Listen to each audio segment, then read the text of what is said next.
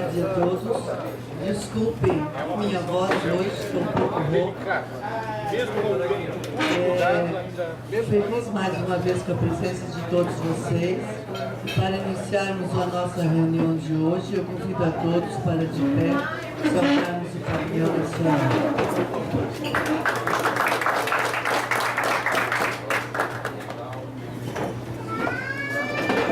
Convido a companheira Maria para o nosso protocolo.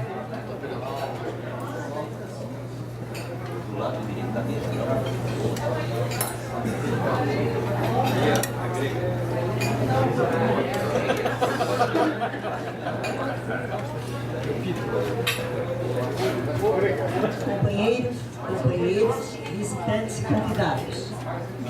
Sejam todos bem-vindos à 20ª reunião do Rotary Clube de Florianópolis, neste mês de janeiro, destacado como Rotary Internacional, como sendo o mês da conscientização rotária, tema este que nos direciona a uma reflexão sobre o que é ser rotariano e como podemos nos envolver para concretizar o objetivo maior de nossa instituição, qual seja dar de si antes de pensar em si.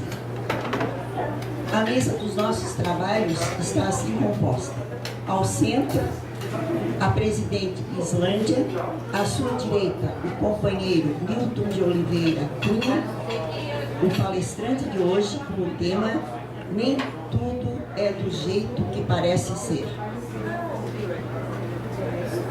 À sua esquerda, à esquerda da presidente, o companheiro Leonardo, secretário do clube. Solicito uma salva de palmas aos componentes da mesa.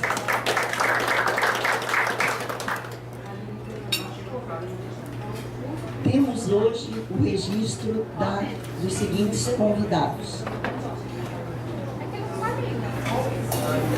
Giancarlo Possamay, advogado, convidado do companheiro Tatinho. Temos também a presença da companheira Luz, do Rotary Clube Amizade Florianópolis, esposa do nosso companheiro Wesley. Solicito uma salva de palmas aos visitantes e convidados.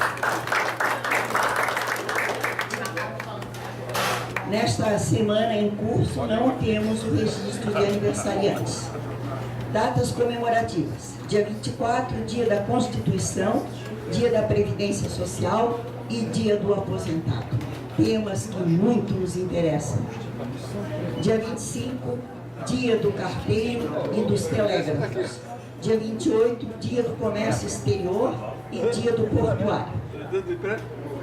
Mensagem do dia: aprenda com a árvore e deixe cair as folhas secas do passado para que adube um chão onde as raízes preparam o futuro. René Trocero. Eu gostaria de quebrar um pouquinho o protocolo, o companheiro Leonardo não havia chegado ainda, e informar que na data de ontem, eu e o companheiro Alceu Neves, que também é secretário da Associação Helênica de Santa Catarina, estivemos em reunião com o embaixador da Grécia no Brasil, Dimitri Alexandrakis, uma pessoa maravilhosa, de uma simplicidade ímpar. Naquela oportunidade, eu, como presidente do ano Rotary 2013-14, passei às suas mãos aquele livreto que conta, de autoria do Dr. Savas Pizzica, que conta um pouco da contribuição dos gregos para a identidade de Florianópolis, e também lhe entreguei aquela medalha que o Rotary Clube de Florianópolis confeccionou para homenagear ilustres catarinenses que contribuíram então para a história da identidade da então Nossa Senhora de Desterro.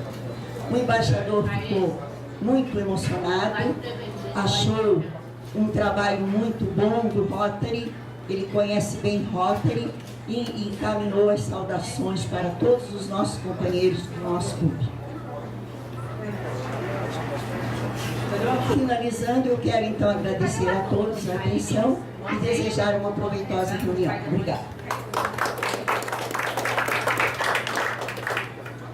E agora com a palavra o nosso secretário Leonardo Tadinho.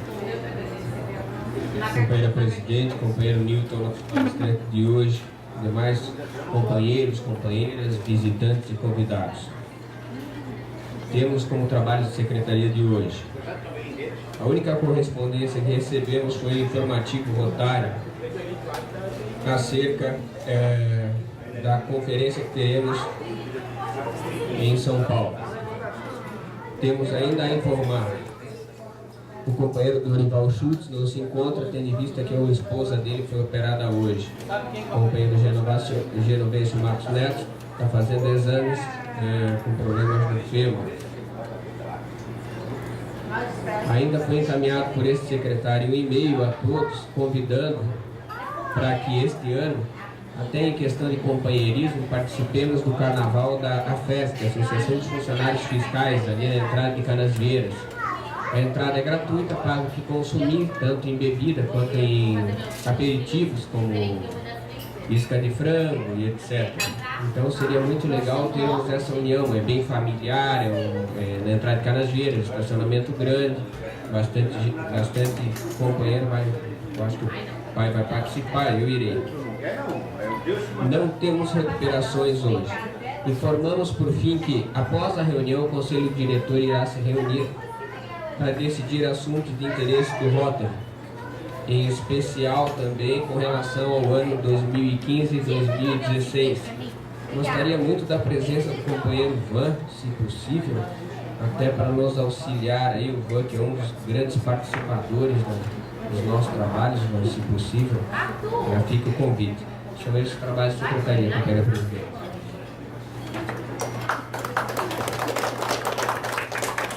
Hoje vamos fazer o sorteio do vinho antes do almoço, né? Porque o nosso palestrante é o mesmo que vai fazer o sorteio do vinho, então ele mesmo preferiu fazer antes.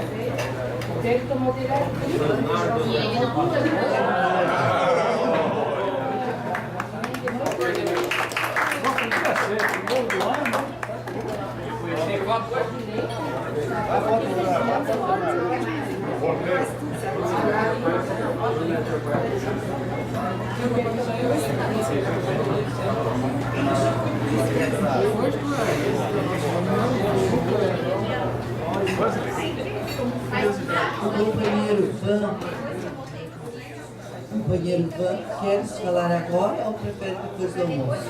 Pode ser agora então.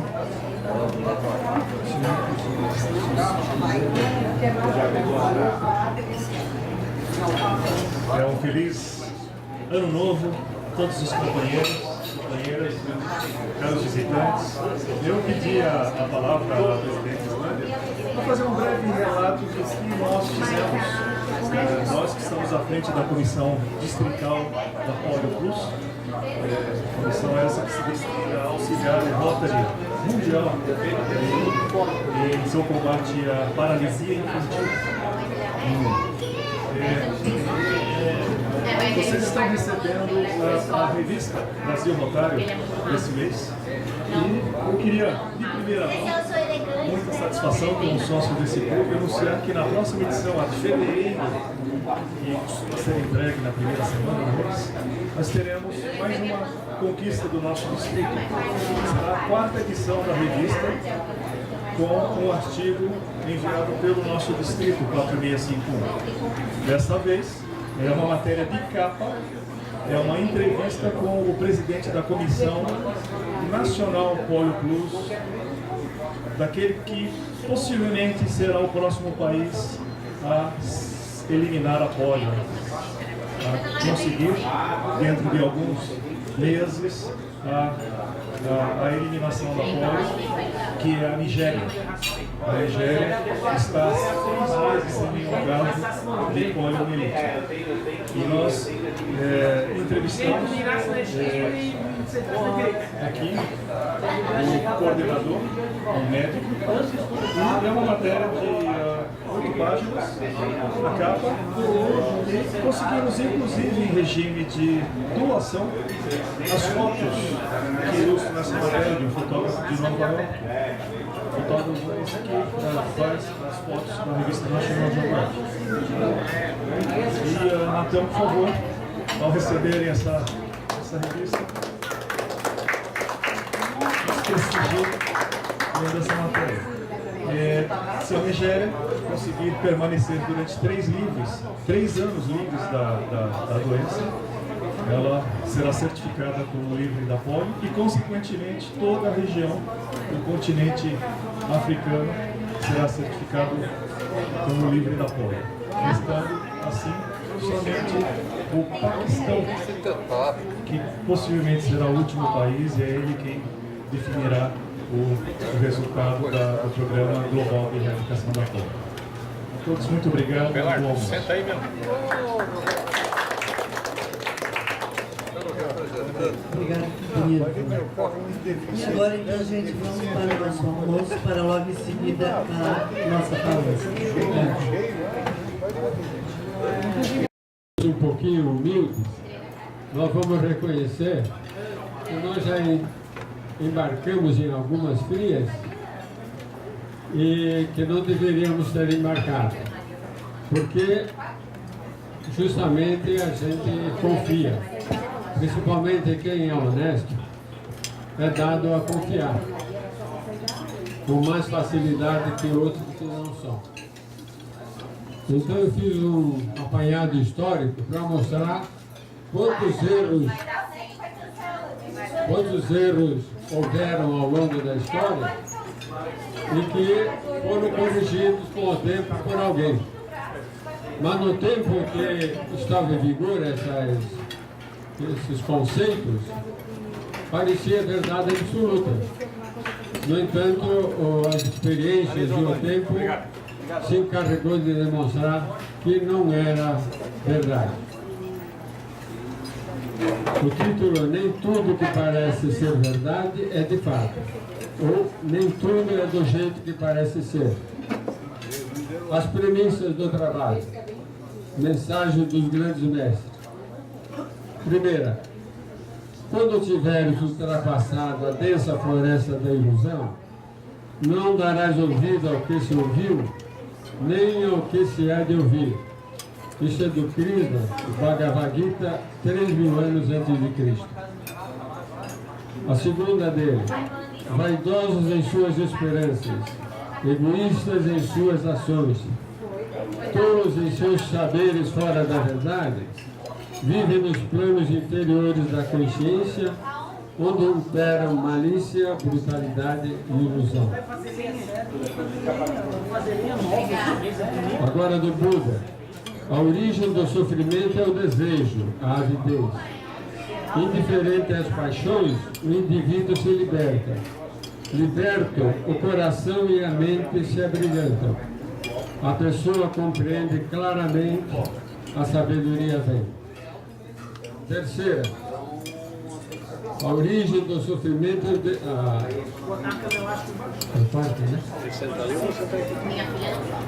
a origem do sofrimento é o desejo.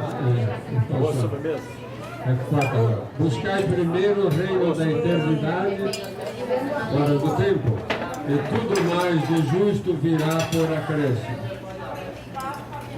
Quinta, o que é elevado aos olhos humanos, valores mundanos, temporais, é abominável perante a eternidade.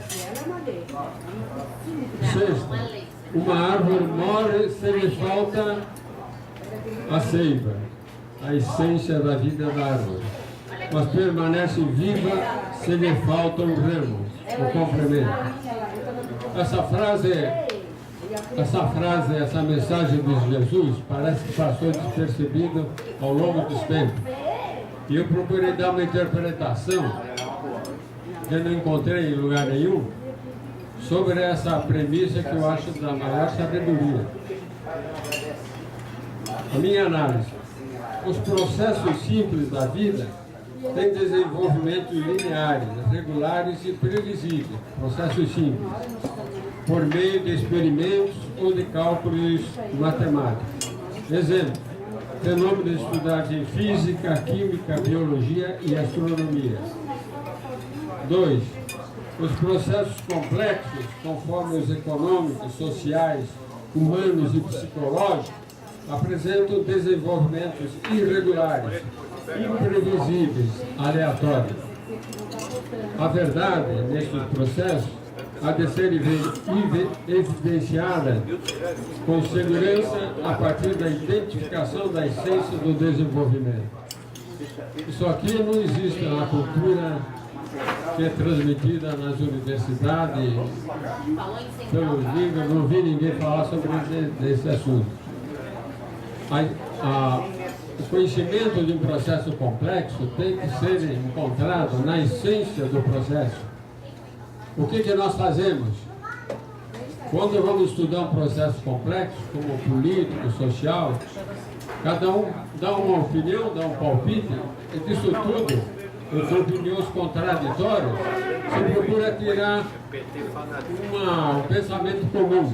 Eu acho que isso nunca vai chegar a verdade nenhuma. Por isso que nós cometemos erro, a humanidade toda comete erro em cima de erro, sem saber como sair do imbróglio. A essência é o elemento cujo conteúdo íntimo permanece inalterável ao longo do envolver do processo complexo. Por isso, sua identificação é fundamental na compreensão do desenvolvimento. Isso é de Jesus, mas não vi ninguém falar nisso. Está lá no Novo Testamento.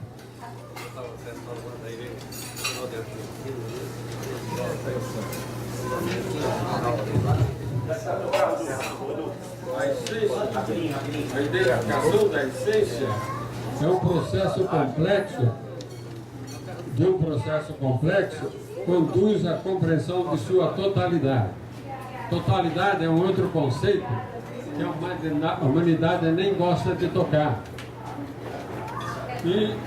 Mas, no entanto, nós só podemos compreender os processos complexos se analisarmos a totalidade.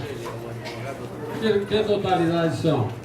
A totalidade família, a totalidade nacional, a totalidade internacional, a humanidade, a natureza, são totalidades que tem que ser pensada como um todo sempre. Mas nós preferimos analisar parte por parte, fragmentamos todo o processo e não chegamos a compreender com precisão o processo complexo. Exemplo 1. A natureza da atividade mental de uma pessoa define a essência dos seus pensamentos e sentimentos. E a compreensão integral da atividade mental conduz ao autoconhecimento, a via para a sabedoria. 2. A identificação da natureza das relações no âmbito da família é essencial para se aprender o sentido de totalidade da vida do grupo. Entretanto, via de regra, a pessoa não compreende a estrutura e funcionamento de sua mente, o que revelaria a essência da sua atividade mental. Por isso, não temos condições de assimilar o sentido de totalidade, o que revelaria o significado global da atividade mental e seus reflexos em nossas relações. 7.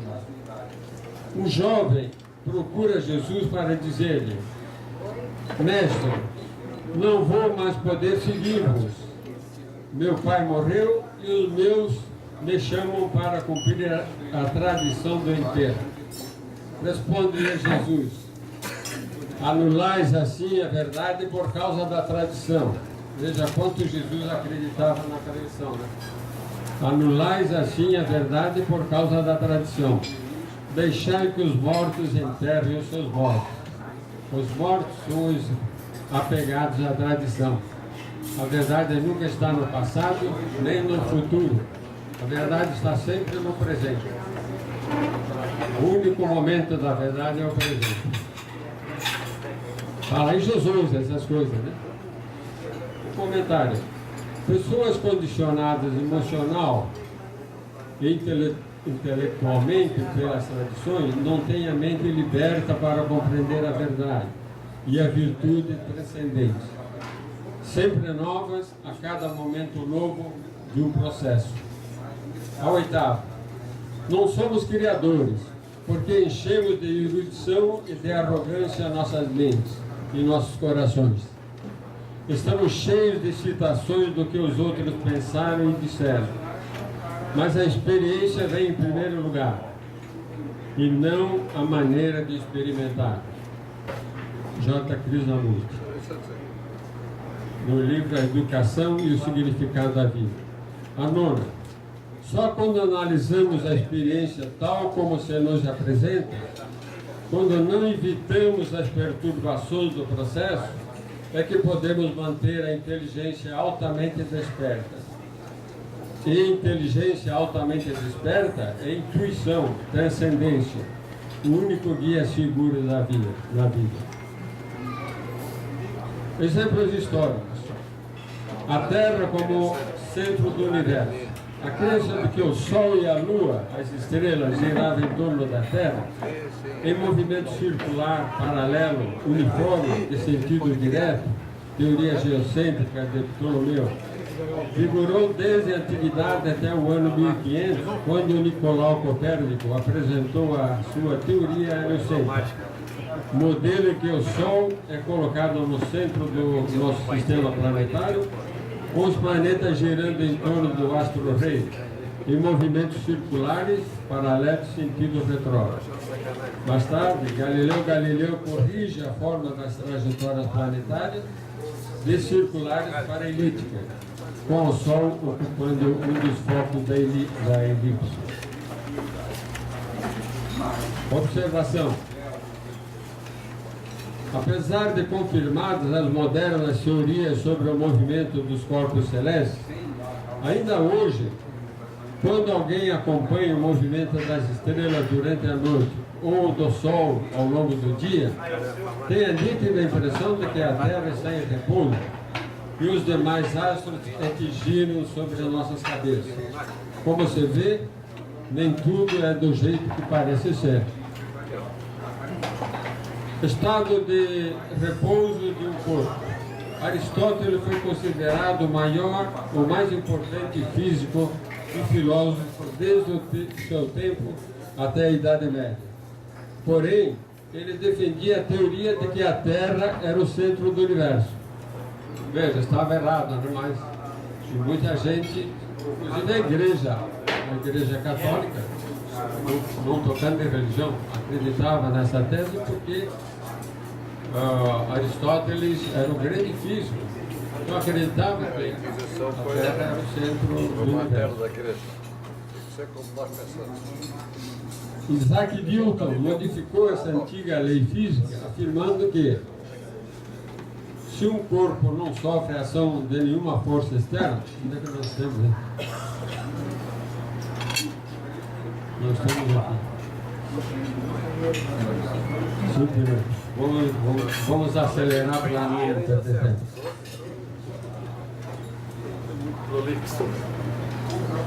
Vamos pular aqui para o quarto. Natura non facit salto. Afirmava o físico Leibniz. Natura non facit salto. A natureza não dá salto. Segundo ele, os processos naturais seriam sempre contínuos. Não havia descontinuidade.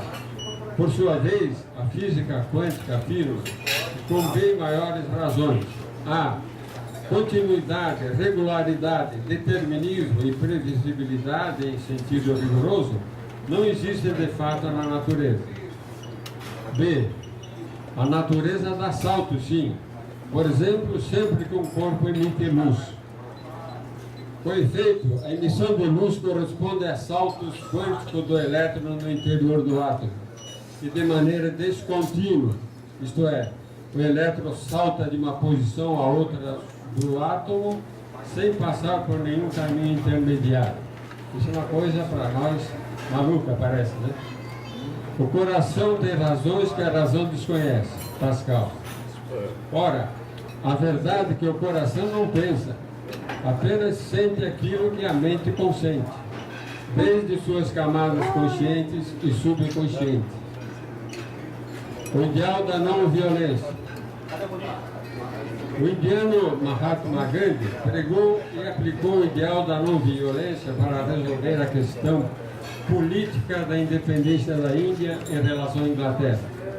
Não obstante, aplicar o ideal da não violência não significa transcender a raiz da violência, que paira na mente de cada pessoa, a fim de alcançar o superior estado de paz. No estado de consciência transcendente, aliás, a virtude transcendente se manifesta sempre em sua condição de plenitude, de verdade, não é um ideal.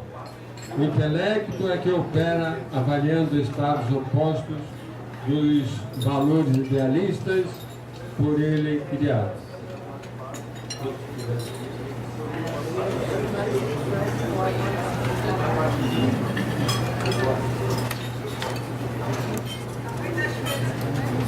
Muito bem, como todo mundo tem os demais itens, vamos dar um pulinho para atender o horário. Análises finais. A história da humanidade, desde os primeiros tempos de civilização, vem marcado por saberes incompletos, idealistas, visionários, muitos deles adotados de acordo com as conveniências dos detentores do poder constituído em cada época, os quais nos têm levado a desviar a atenção do foco dos reais problemas humanos e sociais, cujas consequências são aquelas que bem conhecemos: disputa entre povos, dominação, exploração do trabalho escravo, violência urbana, guerra, miséria material e moral. A origem dos erros, equívocos e omissões que em geral cometem as pessoas comuns ou intelectuais, apesar de alertados pelos grandes mestres, consiste na maneira segundo a qual se pensa os complexos problemas da vida. Os processos complexos são não lineares, não deterministas, não previsíveis. Por isso não se pode compreendê-los utilizando o modelo intelectual de pensar, conforme usado nas análises de processos simples, cujos desenvolvimentos se caracterizam pela linearidade, fragmentação, determinismo e previsibilidade.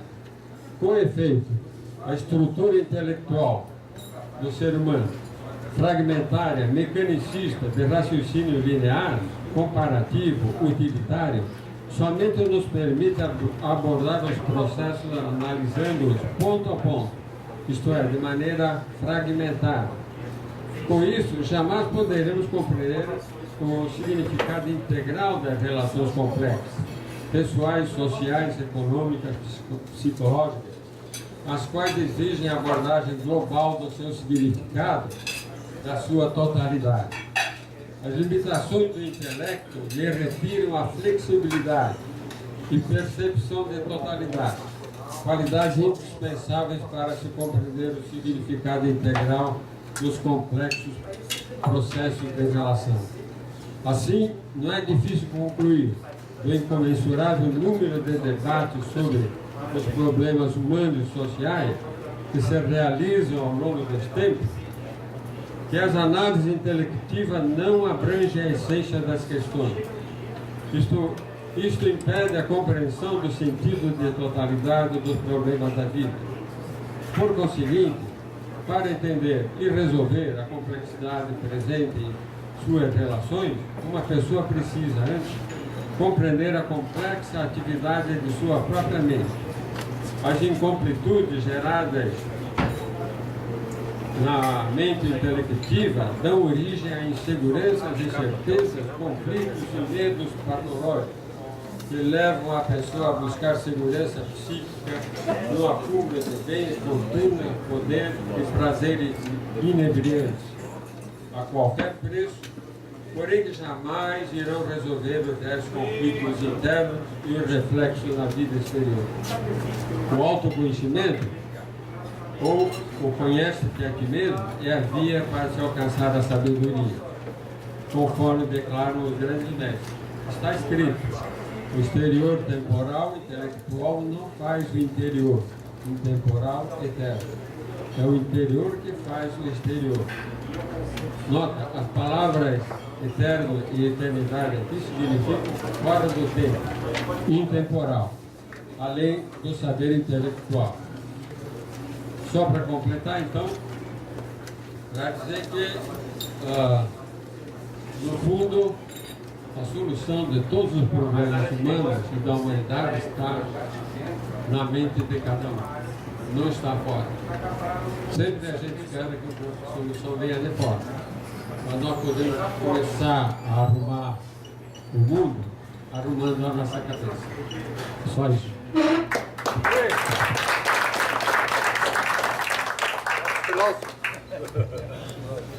Obrigado, companheiro Milton.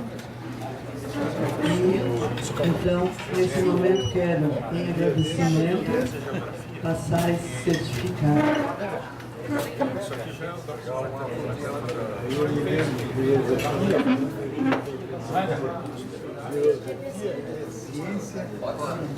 Agora a palavra sofrimento, mas causa do homem que as palavras se deturpou, se deturpou. Fez o clássico, sofrimento é clássico. Então, antes de encerrar a nossa reunião de hoje, eu quero agradecer aos visitantes Giancarlo Possamay, advogado, de Mônica Fernandes, Eduardo da Almeida, do Rotary Club Rivadavia, é isso? Rivadavia. Se ficarem em Florianópolis mais tempo, voltem novamente, será um prazer tê-los com a gente. E também agradecer a Luz Carpim, que é companheiro do Rotary Clube Amizade de Florianópolis. Encerrando e pensando um pouco sobre, não exatamente o que o nosso companheiro Milton falou, a moeda sempre tem dois lados. As coisas são, dependendo do ângulo que eu as olho e as vejo. E as coisas têm a importância que eu dou a elas. Aquilo que é importante para mim pode não ser importante para outra pessoa, e vice-versa. Convido a todos para de pé saudarmos o pavilhão nacional.